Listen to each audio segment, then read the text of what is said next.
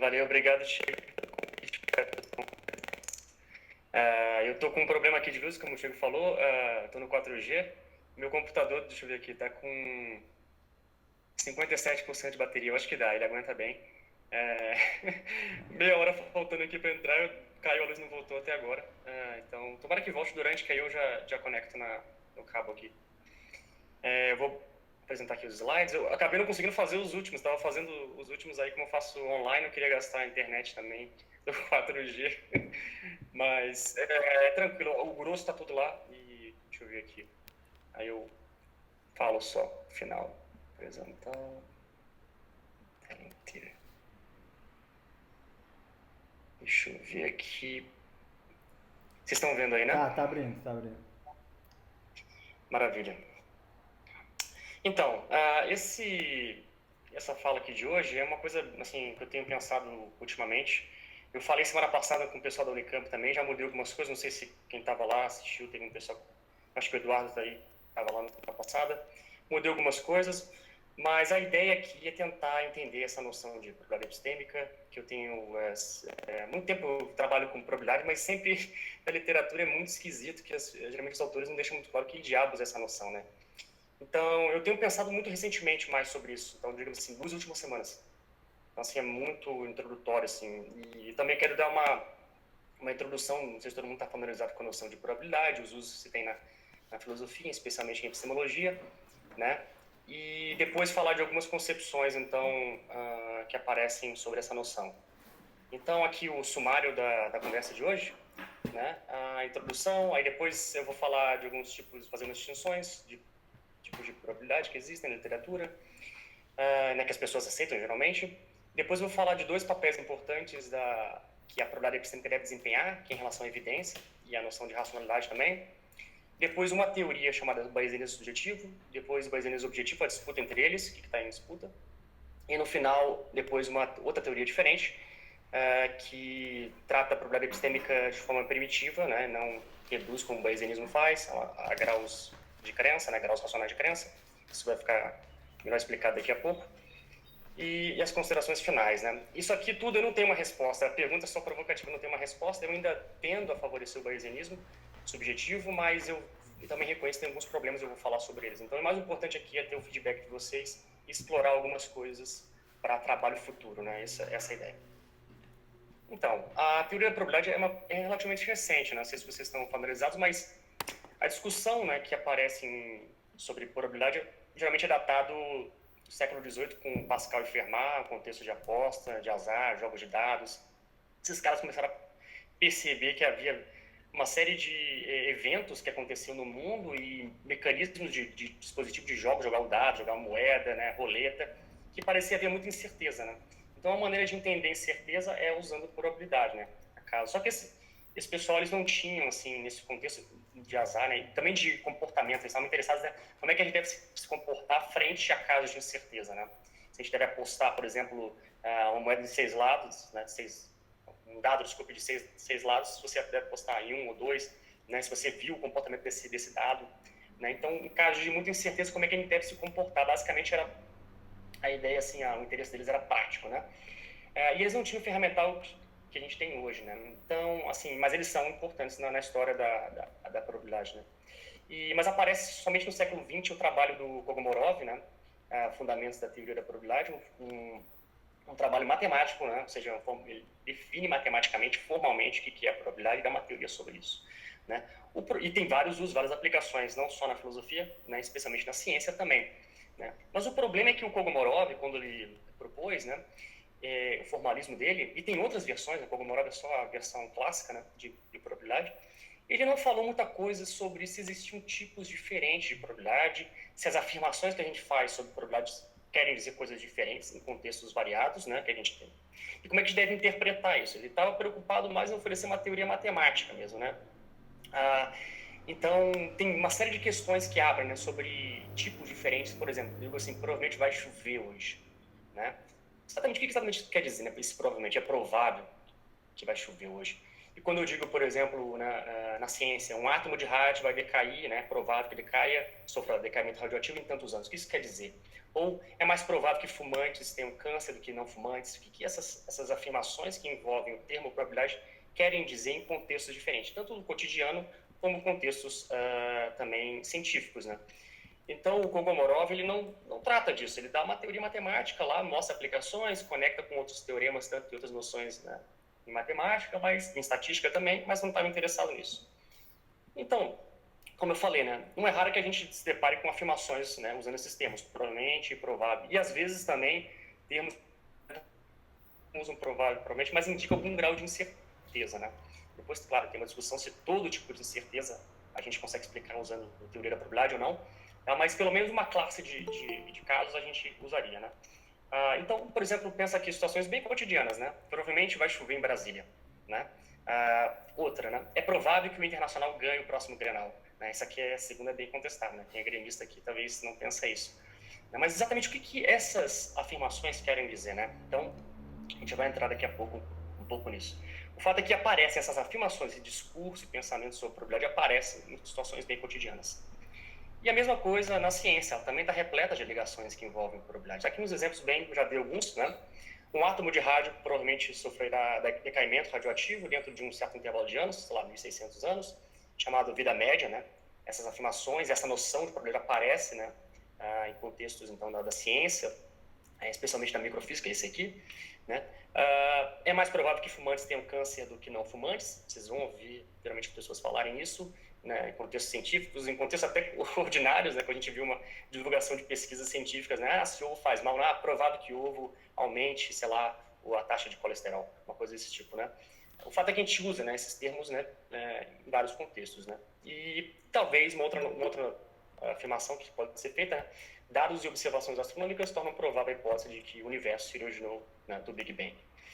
Então, vocês já podem ver aqui que tem várias afirmações usando esses termos e parece ser, a pergunta é, será que elas querem dizer sempre a mesma coisa? Então, essa é uma coisa. Eu não vou entrar tanto na parte semântica de probabilidade, tem toda uma discussão sobre semântica de probabilidade, se termos, né, provavelmente sempre querem dizer, por exemplo, atitudes do agente, sempre expressam opiniões do agente, ou se algumas vezes expressam fatos do mundo, eventos do mundo, certas propriedades, né, de como o mundo funciona, né? Não vou entrar tanto na coisa mais da semântica também, tem semânticas não cognitivistas, expressionistas, né, e cognitivistas e assim por diante, se essas afirmações têm condições de verdade independentes das nossas crenças, do nosso conhecimento, isso é outra história, não vou entrar tanto nisso. Eu quero só apontar aqui para essa fala ambígua que tem sobre probabilidade e que talvez a gente deveria fazer uma distinção, né, pelo menos entre dois tipos de probabilidade. Então, muitos probabilistas, né, ou bayesianos, pensam que não, que a nossa fala, como eu disse, é ambígua, você tem vários sentidos de probabilidade, tem várias maneiras de entender probabilidade, tem várias interpretações sobre probabilidade. Então, assim, o mais comum, tem muita gente que propõe taxonomias bem complicadas, bem sofisticadas sobre probabilidade, mas eu acho que o feijão com arroz aqui é assumir que tem pelo menos dois tipos, né?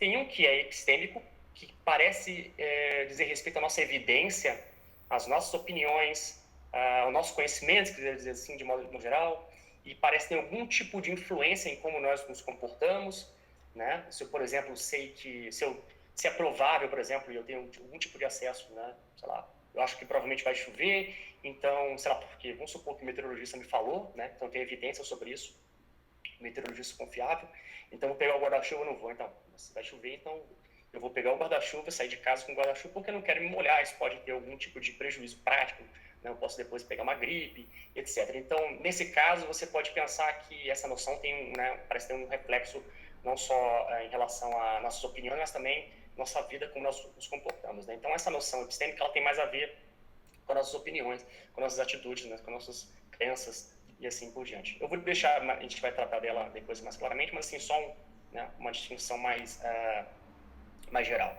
Físico, geralmente, tem a ver com a probabilidade do mundo, né, ou de eventos do mundo, certas características do mundo.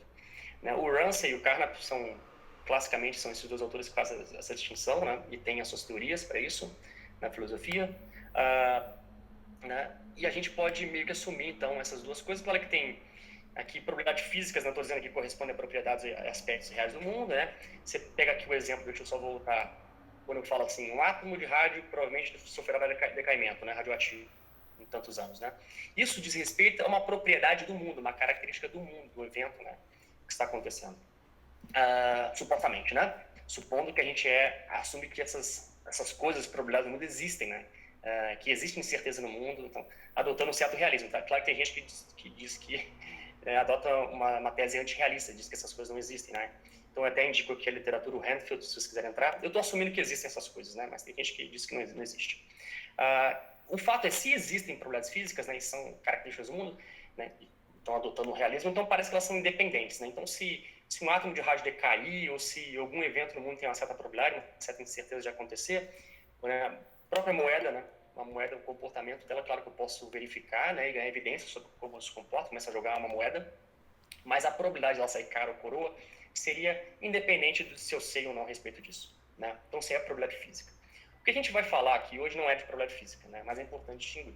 É a probabilidade epistêmica, né, que é uma noção diferente. Então, como eu já tinha falado, não parece ser propriedade do mundo, né? Parece ser, se quiser falar propriedades ou estados, né, parece ser estados, ser disputável, mas sobre crença ou sobre opiniões ou sobre o conhecimento do agente, né, ou de repente uma noção mais objetiva que não está conectada com crença, né, que é só expressa só uma relação, como diz ali, entre proposições e não, né? Você pode pensar em pelo menos duas maneiras de entender problema epistêmico que a gente vai falar. Uma é uma relação entre proposições, né, obviamente, entre sentenças, né, mas também tem um agente sempre, né, que tem evidência e tal.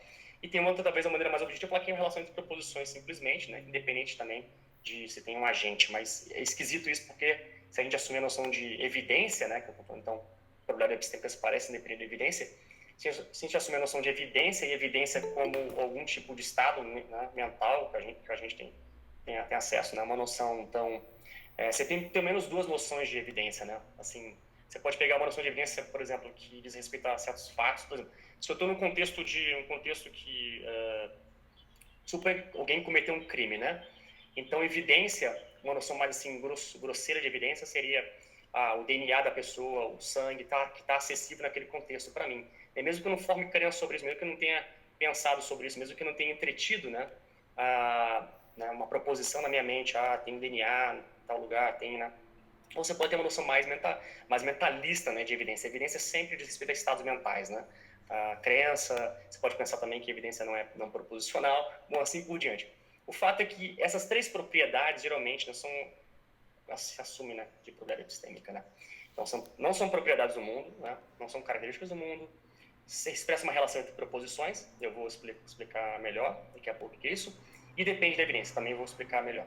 Vamos voltar aqui ao exemplo, que talvez ajude a vocês entenderem. Então, pega o exemplo 3 ali da ciência. Dados e observações astronômicas tornam provável que a hipótese de que o universo se originou do Big Bang, né? Então, aqui, tipicamente, o que está sendo expresso, né, se pensa dados e observações, pode pensar como um conjunto de proposições, né, que está evidência, que está tornando provável essa hipótese, a hipótese de que o universo se originou, né, dessa teoria, né, que diz, né, do Big Bang, da grande explosão. Então, a relação aqui, tipicamente, é entre proposições, né, entre sentenças, se quiser dizer, entre afirmações, se quiser de maneira mais, né, grosseira ainda. O fato é que essa parece ser um exemplo paradigmático de probabilidade epistêmica.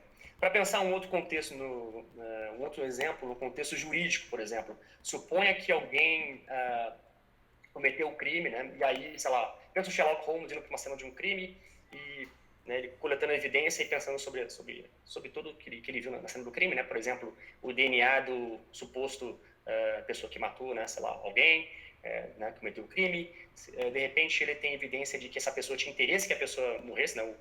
Supostamente a pessoa que cometeu o crime teria interesse que a vítima morresse. Então, tudo isso pode... Uma testemunha viu, né, esse suposto assassino, né, perto da cena do crime na hora que ocorreu esse assassinato, e assim por diante. Você pode pensar tudo isso como evidência. E pensa que todo esse conjunto de evidências agora torna provável a hipótese de que fulano cometeu o crime, né?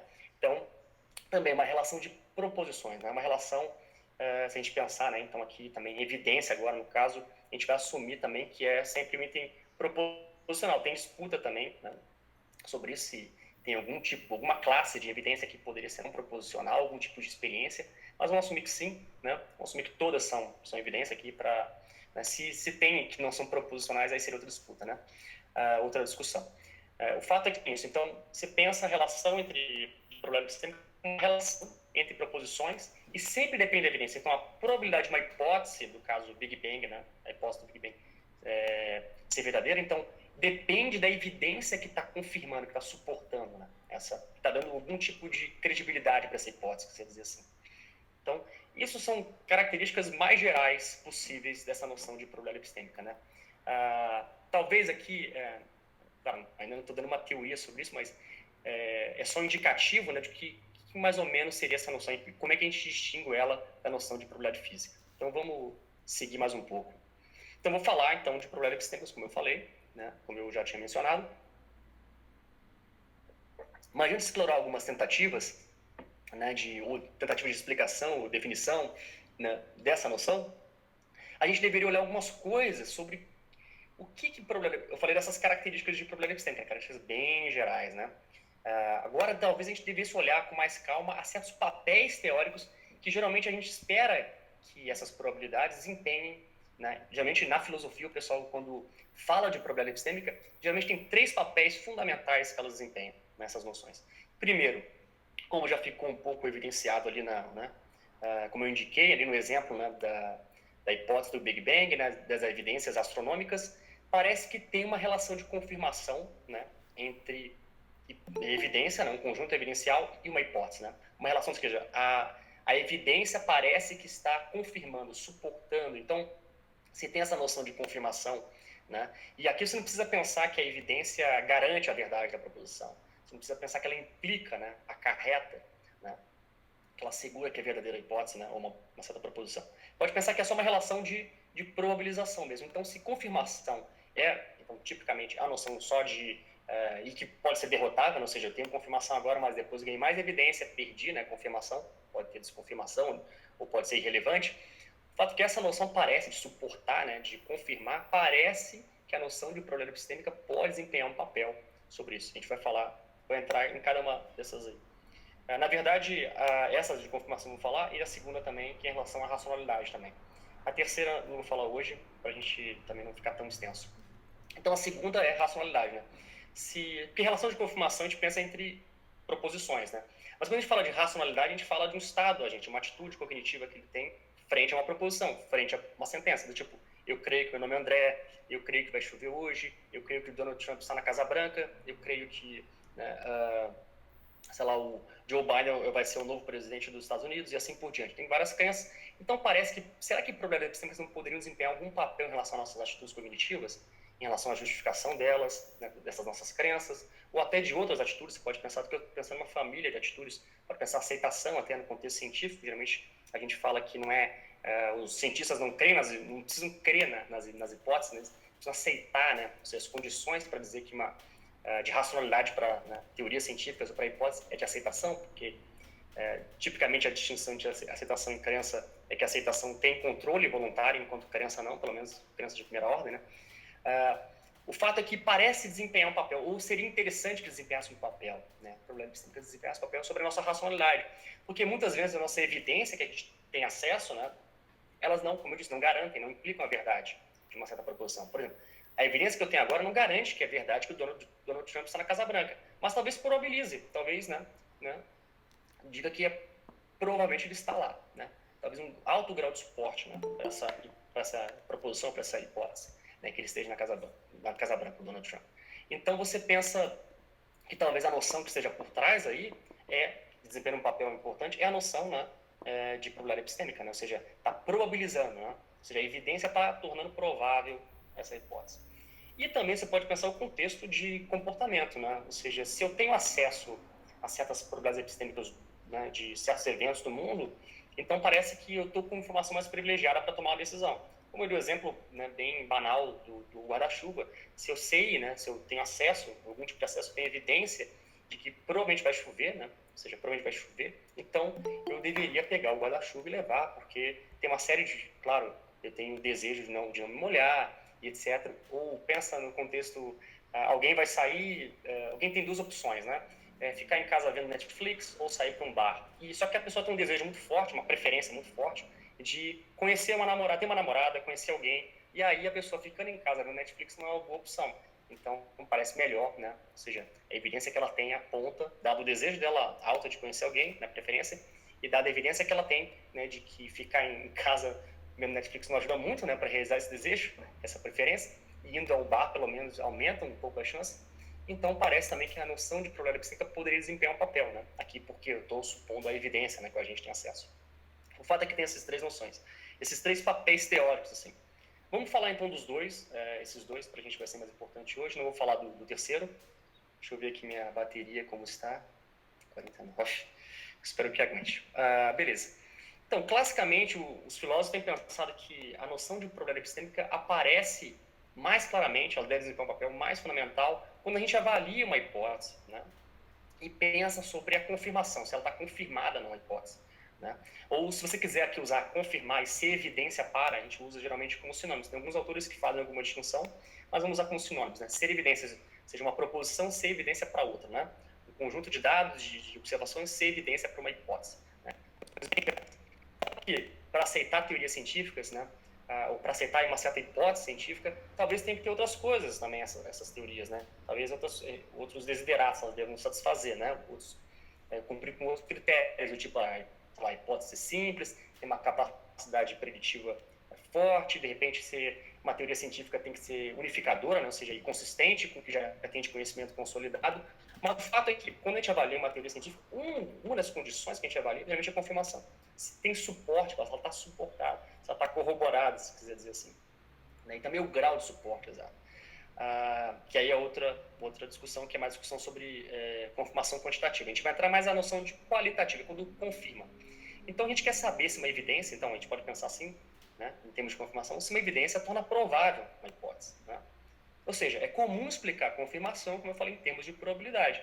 Então, está aqui, né, uma noção bem clássica, que muitas pessoas aceitam, que é uma evidência confirma, e aqui a evidência H é uma hipótese, né, como eu falei, K é geralmente o conhecimento de fundo. Tá? Pensa assim, quando eu vou avaliar uma hipótese do tipo fulano matou o mordomo, uma cena de crime, né? Fulano matou o mordomo. Então eu não vou considerar só, eu vou coletar toda a evidência disponível, né, que eu tenho acesso ali. A evidência total seria o quê? Seria o DNA dele que eu tive acesso, o testemunho de alguém dizendo que essa pessoa, o fulano, tinha interesse na morte do mordomo lá. De repente, uma testemunha, né, viu também o sangue da pessoa, sei lá, alguma coisa, ou algum item pessoal que tinha lá. Então você coleta toda essa evidência. Não só, você não vai analisar só o DNA da pessoa e ver qual é o impacto da evidência. Né? Você vai analisar, geralmente os filósofos entendem que a gente tem que, para que seja confirmada a hipótese, a gente tem que ver se, tem que avaliar considerar toda a evidência disponível, né? Toda a evidência total. Claro que tem muita disputa o que é evidência total, o que é estar disponível, bem, mas o fato é que essa é a noção, tem que considerar nesse caso, né, mais intuitivo, tem que estar toda aquela evidência relevante também. Né? Tem muita disputa sobre isso, mas aqui o importante é o que faz com que uma hipótese seja confirmada, então. Né? Então, aqui você tem duas funções. Aqui não é... Então, aqui é a probabilidade da hipótese, e essa barrinha aqui quer dizer que é dado supondo E e K. E e K aqui é a evidência total. E e K é simplesmente, esse aqui é o sinal de E, né, de conjunção. Então, considerando toda a evidência total, a probabilidade da hipótese tem que ser maior do que a probabilidade da hipótese, dado só esse conhecimento de fundo, né, que eu tenho. Ou seja, sem considerar uma evidência específica. No caso aqui, pensa... se eu quero ver se o DNA, né, dá suporte para a hipótese de que, sei lá, fulano matou o mordomo. Então, eu considero toda a evidência, mas eu quero ver se essa evidência específica confirma ela, né, essa hipótese. Então, eu tenho que comparar essas duas probabilidades aqui, né, considerando a evidência, supondo essa evidência e não considerando ela. Se essa relação aqui se manter, então você tem confirmação. Ou alguns dizem, ela é relevante, então E é relevante para H, tá? O fato é que essa noção muito básica, né, só incrementa, pensa assim, aumentou um pouquinho a probabilidade, é só isso. Tá? Não está dizendo qual o valor que tem que ser a probabilidade. Aumentou um pouquinho só. Né? De repente, pode ter um valor, sei lá, 0,9 que deveria atingir, um valor ideal, né, que deveria atingir, para ter uma confirmação mais forte, mas pensa que só uma incrementação, aumentou um pouquinho. A evidência que eu peguei nova aumentou um pouquinho essa hipótese, a probabilidade dessa hipótese. Então, é isso. Então, aqui a evidência total que eu falei, e essa função, claro, só para satisfaz o cálculo de Kolmogorov que eu falei, na teoria lá, não negativa, normalizada aditiva, que não é tão importante, mas só para, né, se alguém quiser saber tá assumindo essas coisas todas do cálculo, mas não precisa entrar tanto na parte formal aqui hoje para a gente. O fato é que essa noção também está conectada com uma dimensão quantitativa do suporte evidencial. Não só se confirma, mas em que grau confirma. Por exemplo, eu quero avaliar diferentes hipóteses, né? Hipóteses concorrentes. Pega a hipótese do Big Bang e pega a hipótese do estado estacionário, né? Que diz que o universo não existiu desde sempre, né? Ou seja, duas hipóteses concorrentes tentam explicar o universo, a origem do universo, né? Então, você pega mesmo conjunto evidencial, né? Então, quando eu quero fazer avaliações comparativas, assim, o mesmo conjunto de evidências suporta mais a hipótese do Big Bang do que a hipótese do estado estacionário, para fazer esse tipo de juízo comparativo, né, de confirmação, geralmente a gente pressupõe uma teoria quantitativa. Então, a noção de relevância probabilística está conectada com essa dimensão também, que tem um papel fundamental na noção de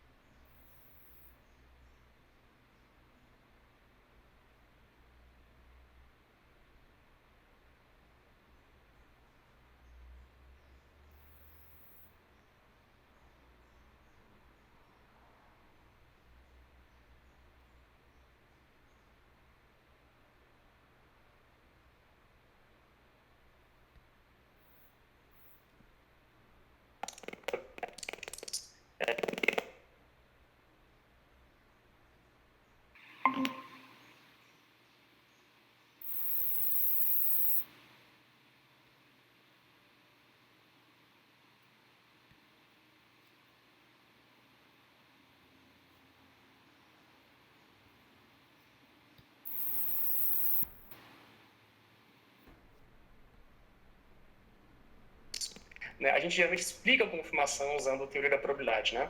E assume que essa distribuição, que essa função aqui, PR, ela é uma distribuição de probabilidade epistêmica.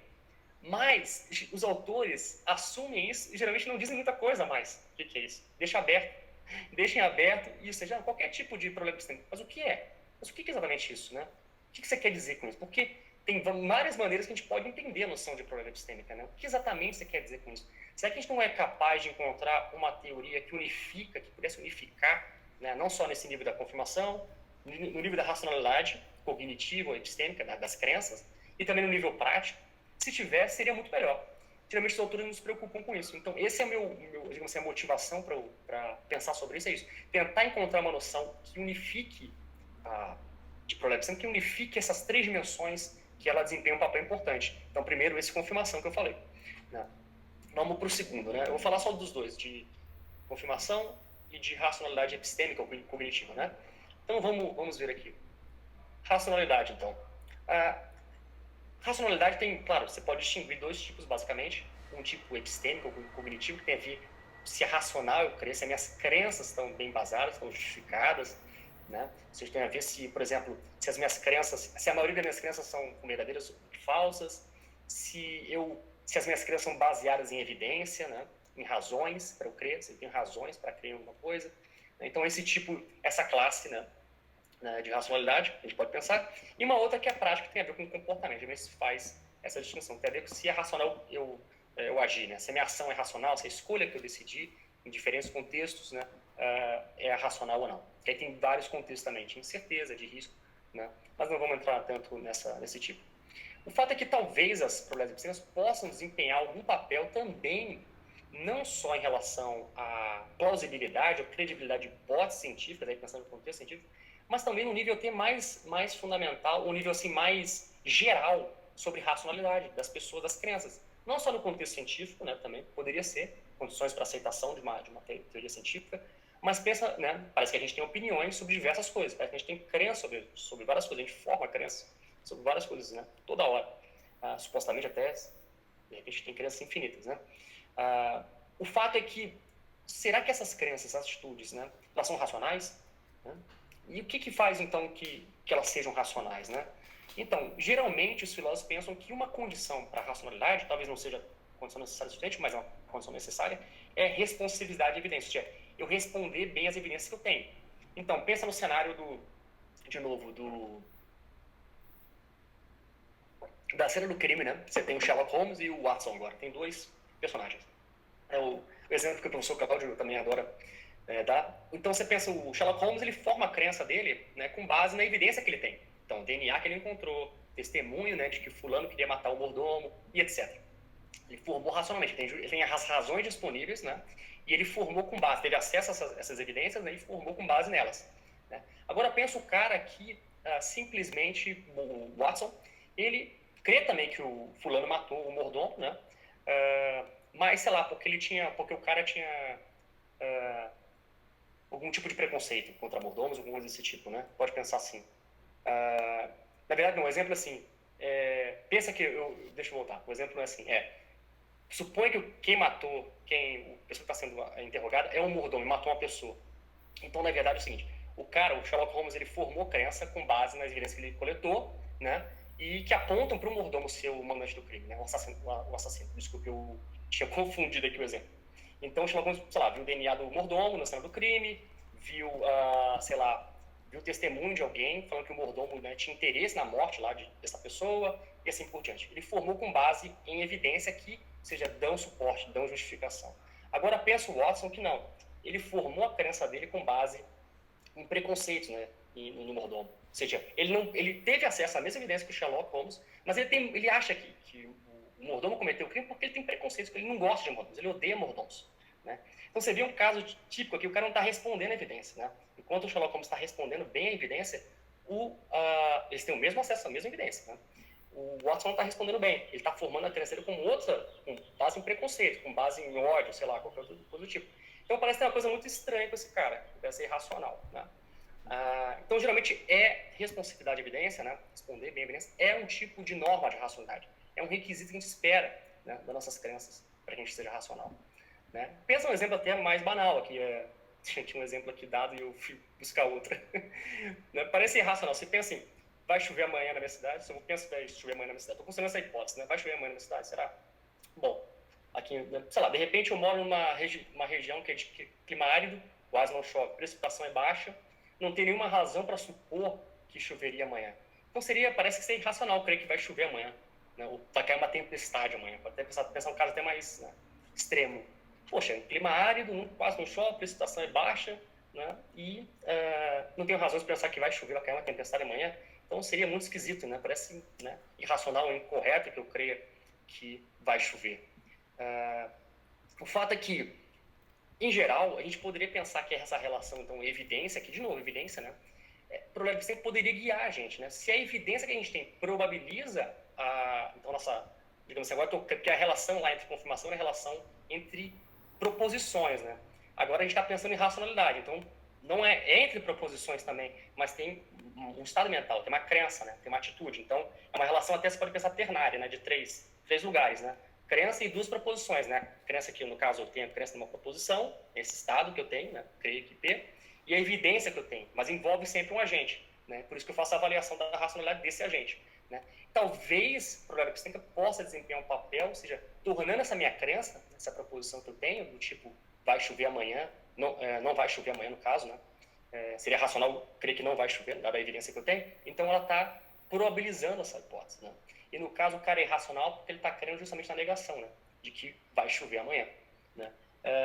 O fato é que diferentes contextos evidenciais, talvez essa noção possa desempenhar um papel, né? Pensei isso, pensa no contexto também sei lá, pode pensar o contexto científico, né? Eu estou avaliando várias hipóteses também, e de repente, né, forma uma crença, né, de uma hipótese, ou seja, considera uma hipótese, talvez eu tenha razões, né, talvez eu tenha, a probabilidade de uma certa hipótese, ela teoria do Big Bang, ou seja, ela é suportada muito mais, né, dá muito mais suporte para essa minha crença do que a crença em outras teorias concorrentes. Então aqui não é só uma relação entre proposições ou entre evidência e uma hipótese, e evidência e teoria científica, também em relação ao estado mental que eu mantenho, uma atitude que eu mantenho frente a essa proposição, frente a essa hipótese, frente a essa teoria científica, nem poder pensar assim. Né? Pode pensar também no contexto jurídico, né? Sei lá, o júri lá avaliando, né? Tem que determinar se alguém, dar um veredito se alguém cometeu um crime, também várias pessoas avaliando o mesmo conjunto de evidências, né? Será que elas vão responder igual à evidência que elas têm? Supondo que é a mesma evidência, né? Dizer que fulano cometeu o crime, né? E, né, dizer, ou seja, dar o veredito. Então, isso pode aparecer em várias situações, né, de evidência, ou seja, situações que a gente está em contextos diferentes, que a gente forma a crença, né? E também outras atitudes, talvez aceitação também. O fato é que a gente pensaria, será que essa noção poderia desempenhar um papel? Acho que sim, né? Eu acho que sim. Como eu falei, em muitas ocasiões a evidência não é conclusiva a favor de uma proposição, né? Mas ainda assim ela dá uma boa justificação, né?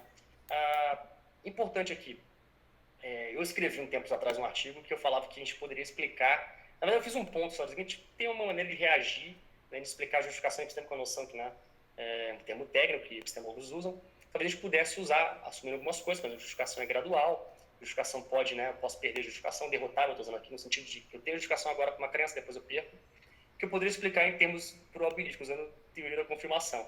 Né? Hoje eu já olho assim, já com suspeita, né?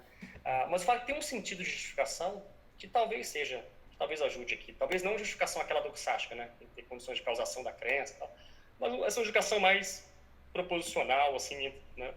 Entre minha crença e a evidência que eu tenho, se eu tenho razões para crer, se eu tenho evidência para crer, né? Não quer dizer que eu formei, né? De fato, né? Foi causada, né? Aí talvez a gente precise de outras condições. Tem autores que pensam que sim, que ela poderia ser uma condição necessária, embora não o suficiente, poderia ser necessária, né?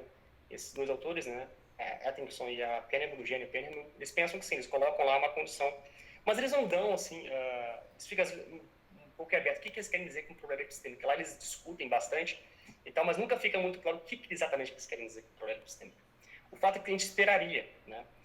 Que o problema epistêmico pudesse nos ajudar também com uma noção mais rasteira de justificação, né?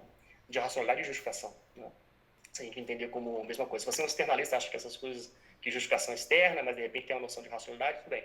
Mas vamos pensar que internalista, né, acha que justificação e racionalidade são a mesma coisa, então talvez tenha um sentido, né, talvez a problema sempre possa desempenhar um papel em relação à justificação das nossas crenças, né, nesse sentido, né, de ter razões para crer. Né? Eu tenho razões para crer que, sei lá, o Donald Trump está na Casa Branca. Né? Então, se isso acontece, né, se essa noção de probabilidade consegue desempenhar um papel em relação à racionalidade, então seria mais ou menos isso, né? Mas também é disputável, né? Eu estou só tentando aqui encontrar um espaço, eu estou tentando delimitar um espaço em que a noção de probabilidade epistêmica deveria ou poderia nos ajudar, né, a esclarecer algumas coisas. E também, como eu falei, de outras atitudes, né? Talvez se você não está... Fala crença não, crença, justificação é outra coisa, não tem nada a ver com probabilidade, né? Vai explicar de outra maneira, mas talvez, será que em termos de aceitação, será que estou supondo, não considerando, também tem que definir todas essas atitudes exatamente que elas são. Né? Estou só aqui conjecturando, né? Estou supondo, assumindo aqui, pensando nessas coisas todas, né? Talvez ela pudesse, se não em relação à crença, talvez alguma outra atitude cognitiva que a gente tem, aceitação, né? Suposição, suponho, quando começa a investigação de uma hipótese, né? Quando começa a investigação de uma certa proposição que eu estou considerando, pode pensar até no contexto científico mesmo, vou testar uma hipótese, qualquer, sei lá, comportamento dos gases, né? Eu tenho conhecimento já de que gases daquele tipo se comportam de uma certa maneira, eu vou rodar algum experimento para ver se é isso mesmo, então eu estou supondo, talvez o problema epistêmico possa desempenhar algum papel aqui, né, dado toda a evidência que eu tenho anterior, né, então a probabilidade epistêmica desse gás específico se comportar da mesma maneira que os outros, talvez seja alta, né, então parece que eu estou, sei lá, tenho credibilidade para manter essa suposição, tenho credibilidade para esperar que vai acontecer isso, né, também outra atitude. O fato é que a gente poderia pensar em outra classe, não só em relação à crença, a gente poderia pensar em uma classe mais ampla de atitudes cognitivas em que essa noção pudesse desempenhar. Se pudesse fazer isso, isso que eu estou querendo dizer, se a noção de problema epistêmica pudesse desempenhar esse papel, seria bom, porque a gente não quer dizer sempre que evidência garante, né, a verdade de uma hipótese, e mesmo que as nossas atitudes, né, sejam infalíveis, né, tudo bem, se a gente falar em conhecimento, a gente quer uma coisa um pouco mais forte, mas para essas atitudes assim, né, envolvendo racionalidade ou justificação, talvez a noção de problema epistêmica pudesse ser uma noção que caiba perfeito. Né? Então, é um ponto assim, que eu acho que tem que ser considerado. Né? É claro que pode ter outros problemas. Né? Nesse mesmo artigo que eu escrevi, né, falei que eu escrevi com a Tatiane, a gente lá propôs uma ideia de entender a justificação epistêmica, né? Assumindo algumas coisas bem básicas sobre justificação, né? Como ser gradual, derrotável, e aí explicando, né? Aí tinha que satisfazer as duas condições que eu falei, confirmação incremental e absoluta, né? Para ter uma noção mais forte de justificação, né? E tinha uma disputa também sobre o princípio do fecho e tal. Hoje eu não sei se consegue resolver o parágrafo prefácio e tal, mas o fato é que tinha uma noção lá que ajudava a entender essa, né? O problema que podia desempenhar algum papel. Era uma tentativa de fazer isso, né? Tudo bem, a gente falou, então, aqui de dois papéis, né? Deixa eu botar aqui. Dois papéis teóricos importantes, né? Eu listei três, né? Probabilidades epistêmicas podem ser importantes para a confirmação de hipóteses. Elas talvez possam ser importantes para a racionalidade de nossas crenças, de repente racionalidade de outras atitudes, como aceitação, esperar uma proposição, sei lá, supor uma proposição, e assim por diante. Aí tem que pensar um pouco melhor sobre investigação em geral, se quiser dizer assim, pensar um pouco melhor sobre as atitudes e como é que elas se definem, né? E também em relação ao comportamento prático, talvez ela pudesse nos guiar também o que fazer, né? Beleza. Mas vamos tentar ver quais são as teorias que existem, então, deixa eu ver aqui, né, a favor, tentam definir, né? Teorias que tentam definir o que é essa noção. Então, até curioso, fazendo um parênteses aqui, eu fiz meu estágio de sanduíche com o Michael Teitable lá em Wisconsin, e aí, quando eu falava para ele epistemic probabilities para ele, ele falou assim, né, isso aí é uma coisa que o Williamson inventou, que o Roger White inventou, os bayesianos não gostam disso, porque parece que tem uma noção independente de probabilidade subjetiva. Ou seja, tem uma reação já meio assim, digamos, não muito favorável para essa noção de probabilidade epistêmica, que acha que é uma noção separada de probabilidade subjetiva e que sei lá, bayesianos não gostam, acham que dá para explicar essa noção simplesmente usando o aparato, né, do bayesianismo. Então, então a primeira tentativa é mais ou menos fazendo voz a esses bayesianos, que eu diria que é a grande maioria na epistemologia formal, por exemplo, né, eles vão dizer isso. Então, e tem essa disputa. Então, o bayesianismo é um conjunto de família, uma família de teorias. Não sei se todo mundo conhece, mas é uma família de teorias. Não vou entrar tanto aqui, só vou dar alguns aspectos gerais sobre o que é o bayesianismo, né? Tem muitas diferentes versões. Na ciência pode ser bayesiano de várias formas. Na filosofia também você pode ter de várias formas. Mas, então, uma tese, essa que eu falei, desse grupo grande de filósofos que talvez queiram dizer isso, é que probabilidades epistêmicas são simplesmente probabilidades subjetivas, né? São graus racionais de crença, né? Você pensa, então, que crença, primeiro, bayesiano assume que crença é uma atitude que vem em graus, né? Tudo bem, pode existir essa atitude de crença categorial, né? Eu creio, né? Ou descreio uma proposição, ou suspendo o juízo, mas também há esse fenômeno do tipo que vem em graus, né? Você pensa do tipo, uma afirmação do tipo, eu creio que P, mas não estou certo que P. Talvez essa afirmação possa indicar, né, esse tipo de gradação nas nossas crenças, né? O fato é que, e também outras expressões que a gente, agora não vou conseguir lembrar, outras asserções que a gente faz, que talvez indiquem que tenha algum tipo de incerteza nas suas opiniões, é isso. O bayesiano acha que tem muita incerteza nas suas opiniões, né, também no nível de decisão, né, e talvez a melhor maneira de expressar isso seja em termos graduais, né? Pode pensar assim, grau de convicção, força da minha convicção de que uma proposição é verdadeira ou falsa. Pensa do tipo, 2 mais 2 são 4, pô, meu grau de convicção é altíssimo nessa proposição. Mas talvez, sei lá, de que vai chover, sei lá, dia 31 de dezembro vai chover em Brasília ao meio-dia.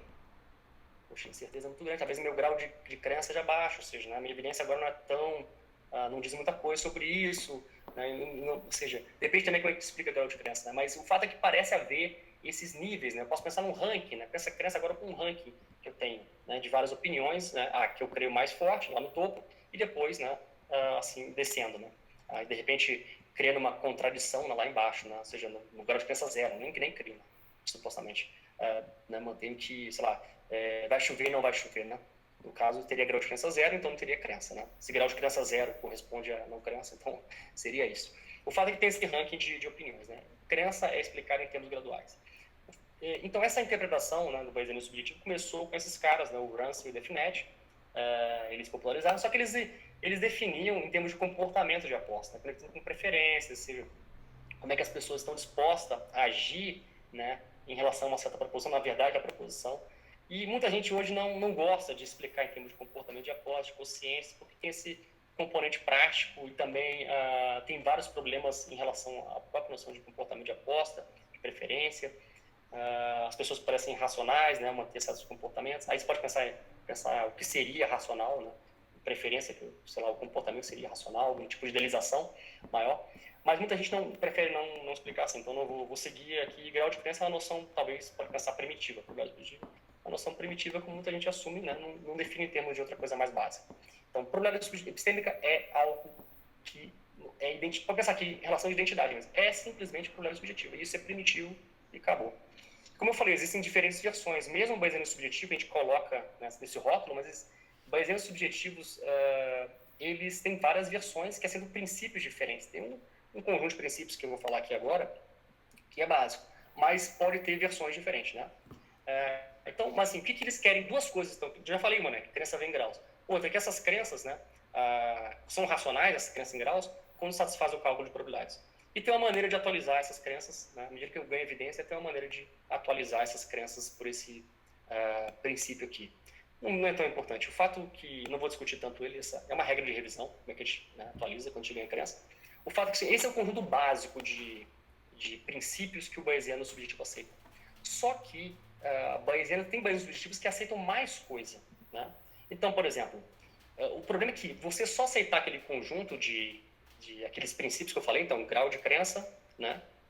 Grau de crença racional satisfaz o cálculo de probabilidades, e aquele princípio de revisão de crença, né? Chama-se condicionalização. Se você aceitar só esses três princípios, e mesmo assim existem inúmeras, potencialmente infinitas funções de probabilidade que pessoas diferentes, que uma mesma pessoa pode ter, que pessoas diferentes podem ter, né? Que seriam permissíveis racionalmente, só aceitando aquilo.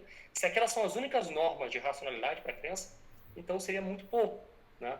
Então, muita gente, para evitar uma noção muito subjetiva, começa a colocar princípios a mais, né? Por exemplo, o princípio principal do livro diz que as minhas probabilidades subjetivas, meus graus de diferença, têm que corresponder, né, a probabilidades objetivas do mundo quando eu tenho acesso a elas. Do tipo, se o meteorologista me falou que vai chover hoje, sei lá, probabilidade 80%, então eu tenho que ter crença, né, ou seja, grau de crença 80% que vai chover. Eu tenho que estar bem confiante, né, de que vai chover. Mesma coisa, sei lá, se eu tenho, né, evidência de que, sei lá, fumantes causam... fumar causa mais, né? Quem é fumante, né, tem mais probabilidade de ter câncer do que de pessoas que não fumam. Então, de repente, eu tenho que ter, né, confiança maior para essa proposição de que fumantes, né, em geral, têm câncer do que não fumantes, né? Câncer de pulmão, né, só para especificar. O fato é que esse princípio ele regimenta um pouco mais, né, e ele nos orienta um pouco mais quando a gente tem esse tipo de evidência que é privilegiado. Um outro princípio né, no caso da indiferença, né, que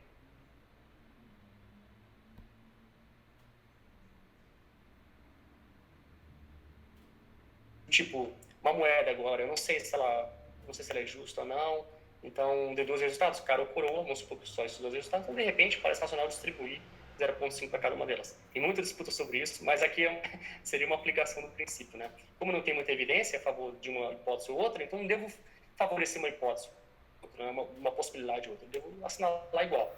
O fato é que o Pettigrew tenta justificar esse princípio, né, usando teoria da utilidade epistêmica, né, mas é um princípio que aparece já lá no Laplace, né, a teoria clássica da probabilidade, e tem usos mais específicos. O fato é que a gente pode restringir mais, mas mesmo se a gente restringir, ainda vão sobrar muitas distribuições. E tem outros princípios que vão restringindo mais. Ou seja, pensa que você tem um conjunto de distribuições ou de probabilidades, né, que são racionalmente permissíveis.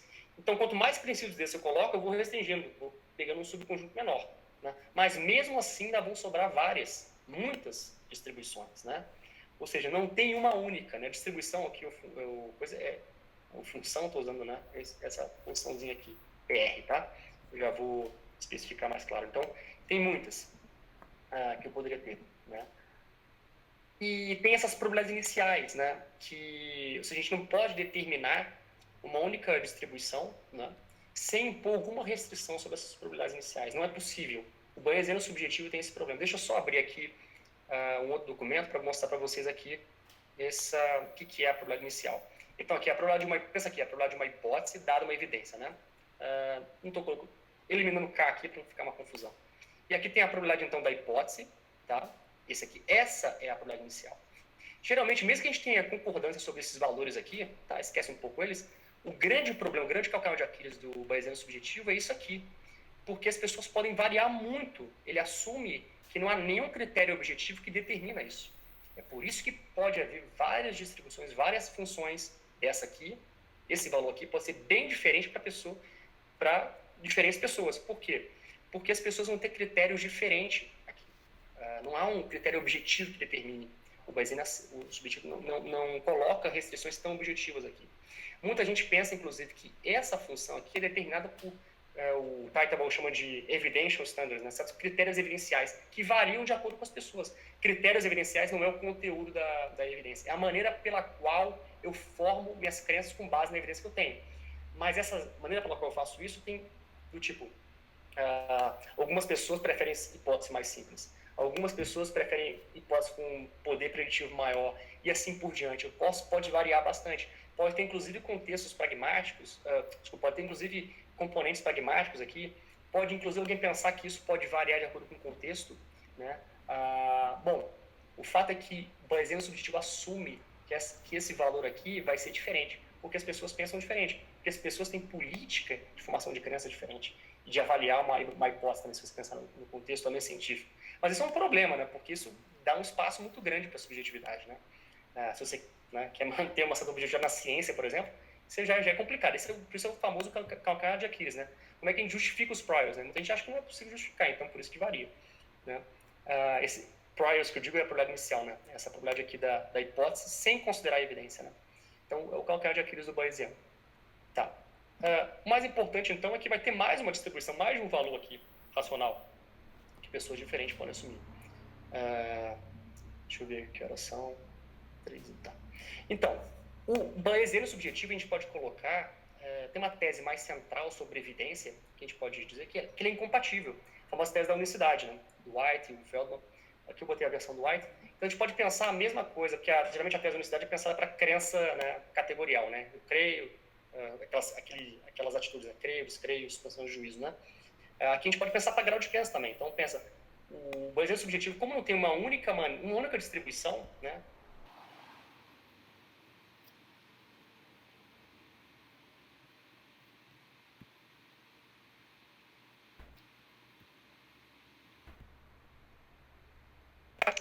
Um desses princípios, né? Então, se você é um permissivista, ok. Se você acha que realmente é isso mesmo, variados, por exemplo, pensa o contexto do júri, né? Quando tem um caso muito difícil de decisão, se alguém cometeu um certo crime, né? Tem vários júris com a mesma evidência, avaliando a mesma evidência, as pessoas chegam em diferentes, né, opiniões e talvez alguém queira dizer, não, elas são racionais, mesmo tendo opiniões diferentes com a mesma evidência. Então é isso que o Bayesiano está dizendo, subjetivo. É que com a mesma evidência eu posso ter atitudes diferentes e todas elas serem racionais ainda. Ou seja, pode ter essa função aqui, pode ter valores diferentes e ser racional, né?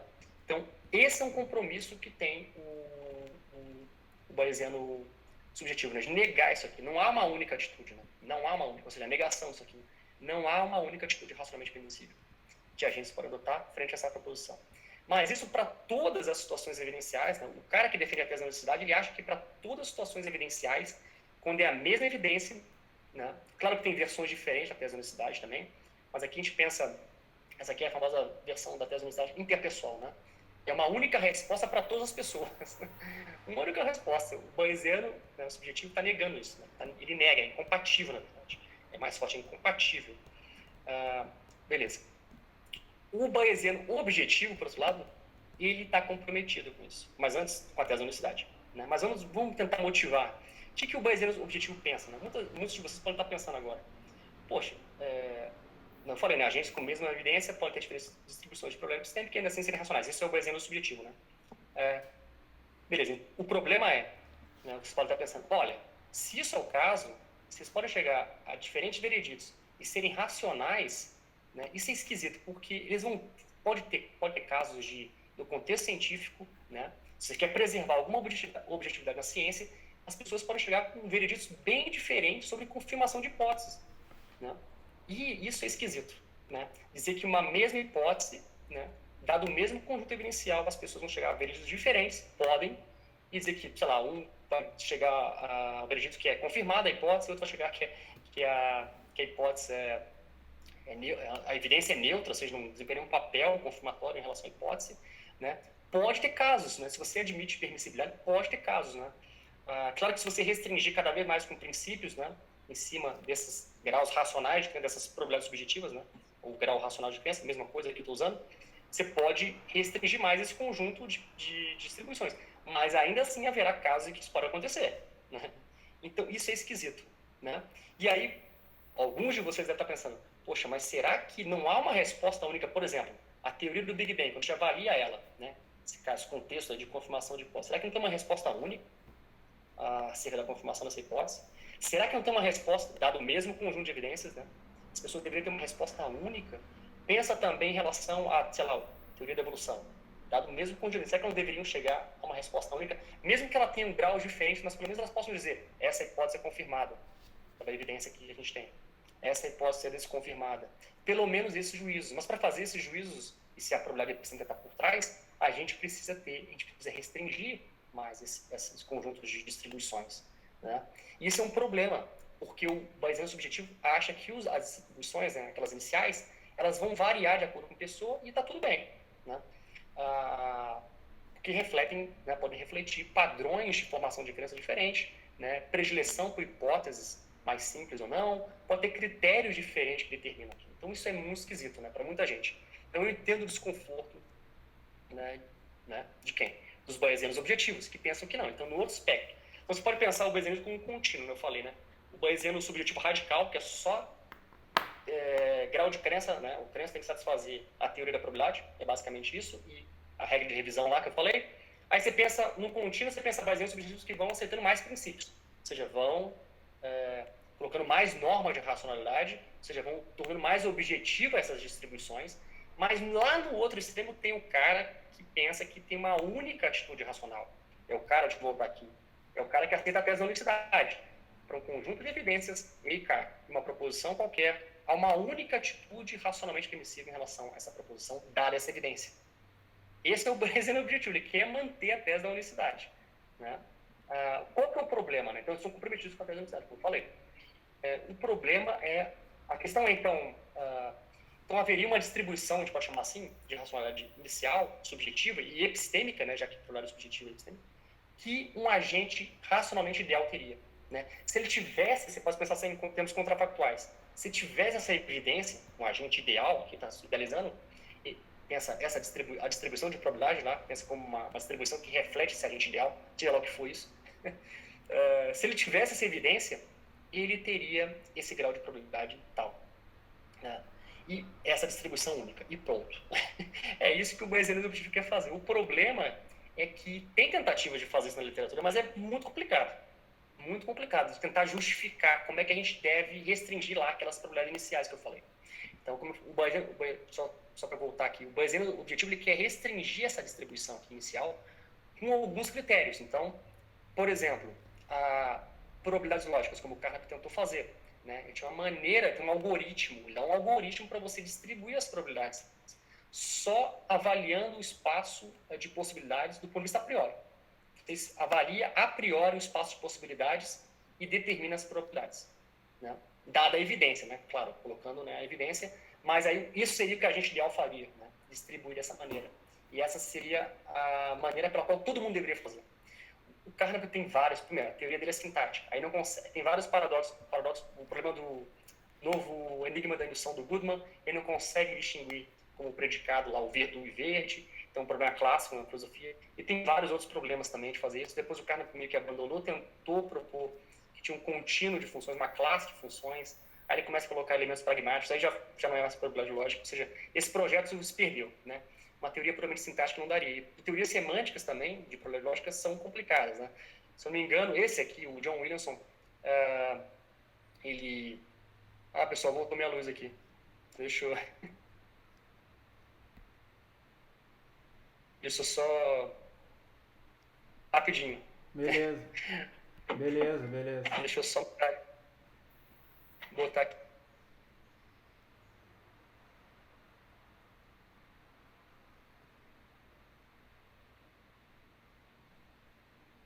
Só um minutinho.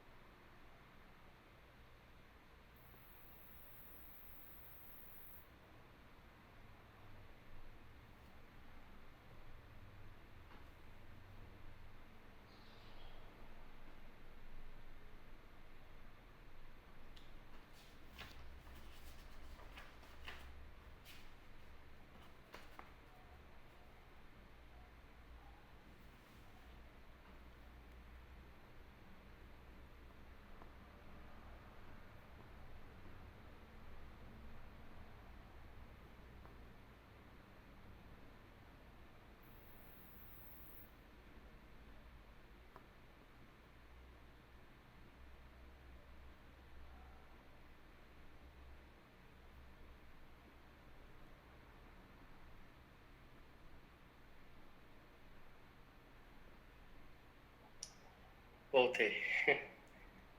Beleza. Consegue? Tô ouvindo. Beleza, agora voltou a luz aqui finalmente, aí eu ajeitei aqui.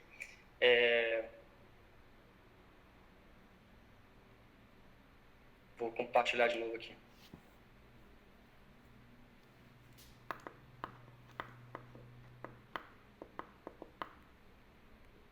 Consegue ver aí?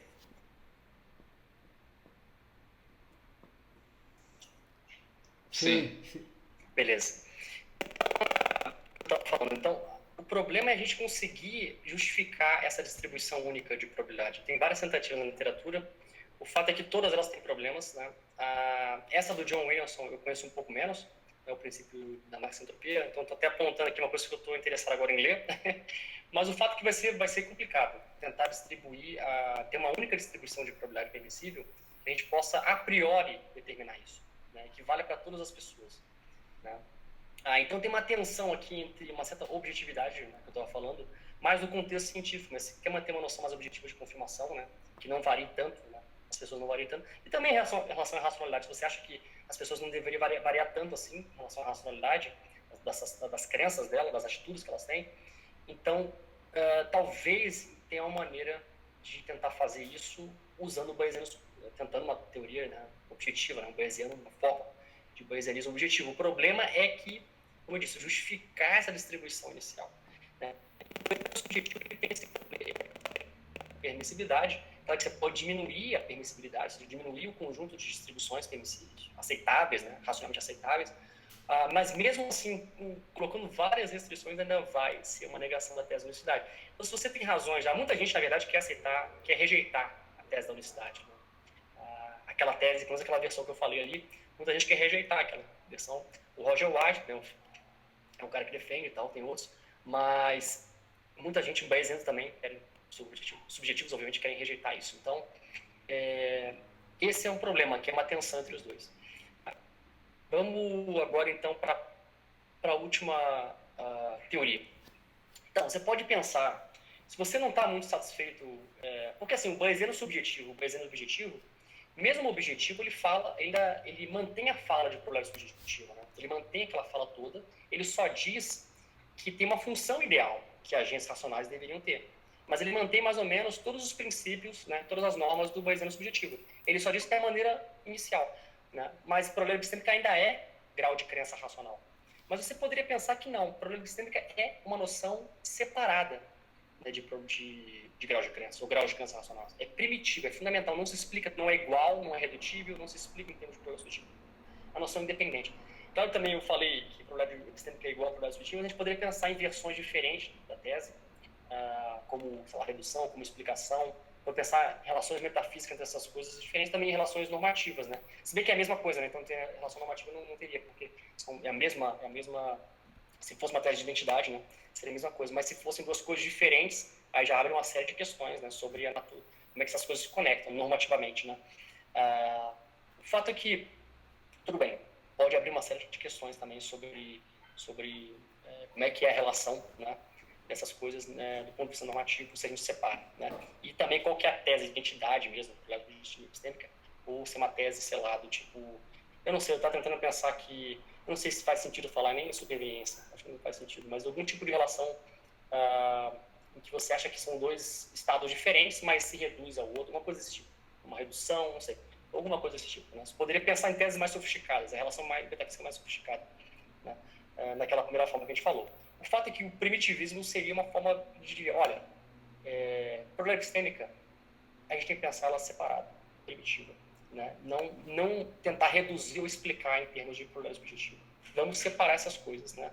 Senão a gente não consegue manter as intuições que a gente tem, essas objetivas, né, de confirmação e tal, sobretudo, especialmente, né? E mesmo se você acha que em certos casos, de certos contextos evidenciais, tem uma única resposta racional para a evidência, então também, se quer manter a tese da unicidade, então seria uma tentativa. Então, a versão mais famosa de primitivismo é dada pelo Williamson, né? Então, aqui eu vou ler para vocês rapidamente. Então, ele diz assim, né? Dada uma hipótese científica H, nós podemos inteligivelmente perguntar quão provável é H na evidência presente. Nós estamos perguntando quanto a evidência, né, diz a favor ou contra da hipótese, né? Quanto ela diz a favor ou contra. Nós não estamos perguntando a respeito da sua chance, da sua probabilidade física aqui, tá, objetiva. Chance aqui, probabilidade física, tá, muita gente toma como sinônimos. Né? Ou a frequência da verdade, né, que a hipótese, a frequência que a H tem, né, que a frequência da verdade que a H tem, alguma coisa desse tipo. Uma lei da natureza, né, que é proposta pode ser medida pode ser um tanto improvável na evidência presente, mesmo embora a sua chance objetiva seja 1.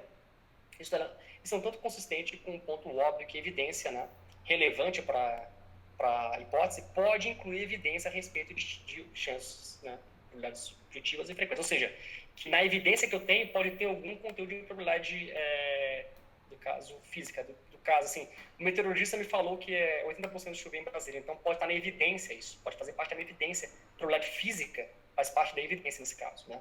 Ou seja, ele está dizendo que é consistente. Igualmente, perguntando quão provável é H dada a evidência presente, nós não estamos perguntando a respeito dos graus de crença atual. E ele quer também dizer, depois uma ultrapassagem, ele diz que ele não quer dizer nem o grau ideal de crença. Ele quer separado. A evidência presente pode dizer fortemente, pode ser fortemente contra H, né? Mesmo embora todo mundo é irracionalmente certo de H. Ou seja, todo mundo é certo de H e irracional porque a evidência, na verdade, está dizendo contra H. Então, ele está separando. Então, tem uma noção, ou seja, as pessoas podem ter graus de crença irracionais e pode ter probabilidade epistêmica, pode ter, no caso, que a gente deveria ter um valor de probabilidade epistêmica, né? Que deveria ter algum tipo. Aí vai ter um problema de acesso, né? Como é que tem acesso a essas coisas? O fato é que pode ter a probabilidade epistêmica da hipótese, da evidência, né? Dá um certo valor, desconfirma a hipótese, e a gente pode crer com muita força na hipótese, mesmo que a evidência desconfirme, entendeu? Então, ele está separando casos aqui, está demonstrando que essas duas coisas não vêm juntas, né? Bom, abre uma série de questões aqui, né? O fato é que o Williamson, ele não explica, ele no capítulo 9 desse livro, ele não, como é primitivo, né? Ele não fala muita coisa aqui, ele chama de probabilidades evidenciais, né? Probabilidades epistêmicas e evidenciais aqui vão usar a mesma coisa, né? Então, ele tem essa noção separada, né? Então, o que acontece? Ele diz que essa noção de probabilidade, né, a noção de probabilidade em geral, mas especialmente a probabilidade evidencial e epistêmica, desempenha um papel similar à noção de conjunto na matemática. Então, pensa assim, os axiomas da teoria de probabilidade corporificam, né, ou incorporam alegações substantivas, como os axiomas da teoria dos conjuntos. Por exemplo, a restrição das probabilidades aos números reais limita o número de gradações, né, na probabilidade à cardinalidade do contínuo. Tal como os axiomas da teoria dos conjuntos que refinam o nosso entendimento de conjuntos sem reduzir a definições implícitas de conjuntos, não precisa uma definição para falar de conjunto, é a mesma coisa. Os axiomas de probabilidade refinam nosso entendimento de probabilidade evidencial sem reduzir a definições implícitas de probabilidade evidencial. Por isso que é o primitivismo. Tem uma noção primitiva de probabilidade evidencial, probabilidade epistêmica, que não precisa redutível a alguma coisa, que não precisa ser explicada por outra coisa. Né? E a gente, digamos assim, aperfeiçoa esse entendimento, essa noção, à medida que a gente faz teoria. E à medida que a gente olha para o cálculo de probabilidades, a gente tem um entendimento sobre essa noção. Olha, eu acho bem complicado isso. Olhando para o cálculo de probabilidades, a gente vai ter alguma noção sobre a probabilidade inicial. O cálculo de probabilidade não dá, ele te dá um modelo. Né? Eu acho complicado isso, como ele está querendo dizer que desempenha a noção de conjunto. Na teoria dos conjuntos. Né? A noção de conjunto precisa definir ela, não precisa explicar em termos de algo mais primitivo. Não, assumir como primitivo a gente faz teoria dos conjuntos. Né? E nós aperfeiçoamos nosso entendimento sobre isso. Mesma coisa seria com a noção de probabilidade epistêmica, evidencial, que ele está chamando aqui. Né? Só que aí o que acontece? O Williamson ele aceita a existência de graus racionais de crença. Ele aceita probabilidades subjetivas. Então, a minha pergunta para o Williamson, e também para mim, né, se tem uma noção primitiva, probabilidade epistêmica separada, a pergunta é, qual que é a relação normativa entre essas coisas? Então, se são duas coisas, duas entidades, né, separadas, como é que elas se relacionam normativamente? Né? Do tipo, eu agora, né, minha evidência, né, por exemplo, a evidência que eu tenho, sei lá, eu tenho o grau de crença de que o Donald Trump está na Casa Branca. Mas se tem uma probabilidade objetiva, epistêmica, dada a evidência que eu tenho, né, tem uma distribuição que diz lá, a probabilidade epistêmica objetiva, de o Donald Trump estar na Casa Branca, dada a minha evidência, então, se eu quero ser racional, eu deveria ter, né, eu deveria satisfazer, estar cumprindo, estar correspondendo a essa probabilidade epistêmica. Senão parece ter um problema comigo. Né? O fato é que, como ele disse, se essas duas coisas são separadas, a gente pode ter casos em que as pessoas são irracionais, né? Mas o problema é como é que a gente vai ter acesso a essas coisas, né? Já que tem esse dualismo, então, de probabilidade agora, na verdade vai ter um outro problema, que vai ter 3 noções de probabilidade. Vai ter a noção de probabilidade subjetiva, que ele está aceitando, mas não diz que é isso, é a probabilidade evidencial. Vai ter a noção de probabilidade evidencial e vai ter a chance, né, a probabilidade física. Vai ter essas 3 noções. Então, você vai ter que conectar essas 3 noções. Qual que é os princípios pontes, que a gente chama, né, princípios de coordenação probabilística entre essas coisas. Quando tem o princípio principal que eu falei, é muito mais simples, né? Graus de crença racionais têm que corresponder às probabilidades objetivas, chance do mundo, né? Do tipo, o meteorologista me falou que vai chover 80%, então supostamente vai ser 80%, é uma informação sobre o comportamento do mundo, de eventos do mundo, né? Que vai chover. O átomo de rádio decair em tantos anos, a probabilidade disso acontecer, também. E também, sei lá, pessoas terem chance de, né, até a palavra chance que a gente usa, né? Ter câncer de pulmão se fumarem. Então, tem que corresponder. Agora, com 3 probabilidades diferentes, né, tem um problema aí para tentar explicar a relação entre essas coisas, né? Não é claro, o Williamson não oferece isso. Não é, pelo menos é muito claro, né? Mas eu relendo ali, não vi nenhum princípio que conectasse muito claramente. E como é que a gente determina esses graus de probabilidade epistêmica, né? Para a gente ter algum tipo de acesso a eles, né? O que depende da evidência, o Williamson quer dizer. Ele assume que a evidência é igual ao conhecimento, né? Aí é outra tese, não estou querendo forçar isso aqui, né? Nem aceitar isso, mas à primeira vista. Mas o fato é que não fica muito claro como é que é. O outro era, tudo bem, também, probabilidade subjetiva, ou seja, pelo menos eu sei que, né, dada a minha evidência, né, o que determina são meus próprios estados evidenciais que eu tenho, determinam, né, um grau de probabilidade subjetiva e isso é probabilidade epistêmica, né. Agora aqui parece que, será que tem uma fonte, porque muita gente achava, por exemplo, Carnap, que você teria, no caso, probabilidade seria uma relação, né? Você tem uma noção mais geral de implicação, de acarretamento, de consequência lógica, né? E a probabilidade, ou seja, generaliza essa noção. Você fala, então, de grau de implicação, né? Então, seria a mesma fonte que a gente tem para dedução, a gente teria também, né, no caso, essas probabilidades epistêmicas, né? Ou lógicas, que ele quer dizer. Será que o Wilson está querendo dizer uma coisa desse tipo? Não, parece que ele não está querendo. Ele diz explicitamente que não é o projeto Carnap. Então, não é muito claro isso, tá? Fora que o Wilson se chama bayesiano, mas ele não... O bayesiano é o cara que assume graus racionais de crença, graus de crença. Ele não assume essa fala, não assume isso. Que problema subjetivo é isso? Então, é esquisito chamar ele de bayesiano. Ele se intitula bayesiano também, mas ele aceita, no caso, ele fala que a probabilidade epistêmica é modelada usando a teoria clássica de probabilidade. É por isso que ele é bayesiano. Mas aquele sentido que a gente definiu lá, o bayesianismo, não é. Tudo bem. Essa é uma forma de primitivismo. Eu estou terminando, pessoal. Também não... Ficou bem longo. Então, uma outra forma seria eliminar probabilidades subjetivas. Olha, isso aqui, muita gente vai chorar com isso, vai reclamar, mas aqui eu estou tentando forçar, então é uma outra tese, né? Não o Williamson agora. Ou seja, você tem probabilidade epistêmica, né, normal, evidencial, isso é a relação entre evidência, né, entre proposições, e você tem crença categorial, crença, suspensão de uso e descrença, mas você não tem grau de crença. Essa fala de grau de crença tem que eliminar isso, né? E aí você fica só com 2 noções de probabilidade, física e epistêmica, como a gente tinha no início, né? Não com 3. Então você joga fora grau de crença. E não teria esse dualismo, né, associado à probabilidade, né, esse lado cognitivo ou epistêmica da probabilidade, que teria subjetiva e epistêmica, você não teria esse dualismo. Teria só uma noção unificada, né? E elas...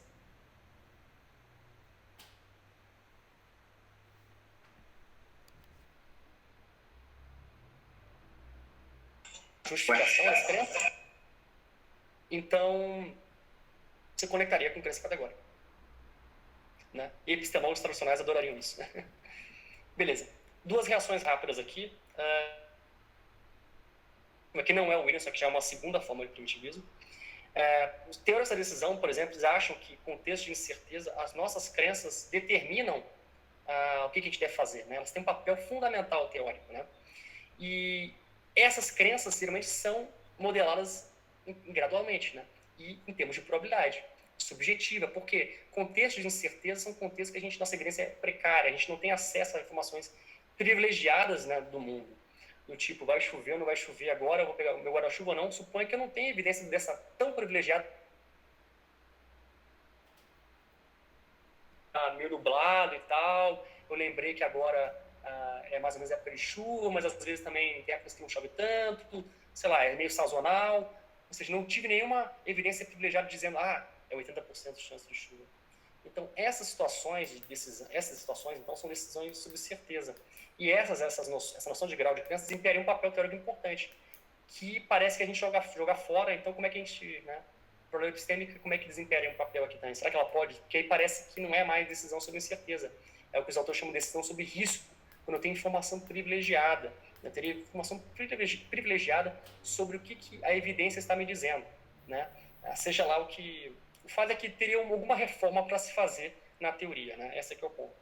E também parece que atitudes graduais de crença, elas... É razoável supor que essas coisas existem. Muita gente quer supor que essas coisas existem também. Muita gente, inclusive, assume que você pode falar em termos de crença categórica. Eu creio que P, eu descreio que P, eu suspendo o juízo que P, e posso falar essa coisa de que eu tenho mais grau de crença ou confiança, ou convicção de que P, de que Q, e assim por diante. Né? Pensa nessa proporção. Creio que P, mas não estou certo de que P. Estou aí. Então, inclusive tem estudos experimentais que mostram que as crianças parecem ter... Em inglês é mais fácil, em português fica esquisito.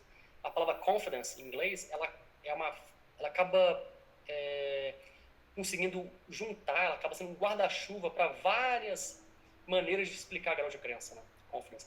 Então, tem alguns estudos experimentais, no artigo do Kate Frank, de 2010, ele fala, né? Tem vários estudos que mostram lá, agora não vou lembrar dos estudos, em psicologia, que as crianças parecem já ter a noção de grau de crença, elas parecem já ter, que grau de crença espelhando uma certa incerteza nas minhas opiniões, né? Nessa gradação que eu tenho. Não é só categorial, também tem. E elas têm esse conceito, inclusive. Não só elas... a gente parece expressar em asserções, né, no discurso linguístico, pensar assim, né, mas parece que elas têm esse conceito também. Enquanto não teriam o conceito de probabilidade, que é esquisito. Né? Isso é interessante. Então, essas são as reações. Né? Então, é isso. Eu acabei, como eu disse, acabou minha luz lá, não consegui fazer as considerações finais aqui. Então, eu passo aqui a referência, se quiserem olhar, mas só para fazer então aqui a retomada do ponto final, que já ficou bem extenso. Você aceita o Bayesiano subjetivo para explicar, no caso, probabilidade epistêmica? Você tem aquele problema da objetividade. Se você acaba assumindo um certo permissivismo muito grande. Talvez, em relação à racionalidade, muita gente possa disputar isso, né? Mas em relação à confirmação, contexto científico, muita gente pode olhar com olhos ruins. Não sei, se você tem inclinações mais contextuais, né? Acho que as coisas aqui pode variar mesmo, o Bayesiano subjetivo vai satisfazer bem para você. O Bayesiano objetivo é interessante, mas ele tem vários problemas, né? Os projetos todos, né? Tem problemas, como o Carnap, né? O John Williams eu não posso falar, eu botei ali como uma referência porque ele é um autor importante hoje, né? E eu estou interessado em estudar agora ele, eu escolhi ele mais para me orientar também, então falta ver essa resposta com mais calma. E tinha uma outra simplicidade do Swinburne também, que é cheio de problemas, só tem uma dissertação sobre isso, né? E eu mostrei lá vários problemas que ele tem. Então tem muitos problemas no projeto. Agora, se a gente vai para uma noção primitiva de problema epistêmica, aí você tem, ou você vai para uma forma de dualismo, aí você tem problema epistêmica e subjetiva, aí tem que ver como é que essas coisas se conectam, quando você é normativo. Talvez problemas epistêmicos estejam, do ponto de vista hierárquico, né, tem uma certa prioridade, né? A gente tem que alguma coisa desse gênero. Ou você pode jogar fora o conceito de grau de crença, ficar só com problema epistêmica e física e fazer fazer epistemologia, fazer teoria da confirmação só usando crença, no caso, e aceitação, né? No caso, assim, atitude. Então é isso. Eu quis apontar aqui algumas coisas, não sei, não tenho uma resposta. Eu tenho inclinação para o Bayesiano subjetivo, mas eu entendo a pressão que se faz, né? Embora eu não gosto muito da tese do White. Eu acho que as minhas intuições, nos casos que tem de permissividade, eu acho que as pessoas podem discordar, né? E podem ser racionais ainda, né? Então é basicamente isso aí. Obrigado, pessoal, pela atenção.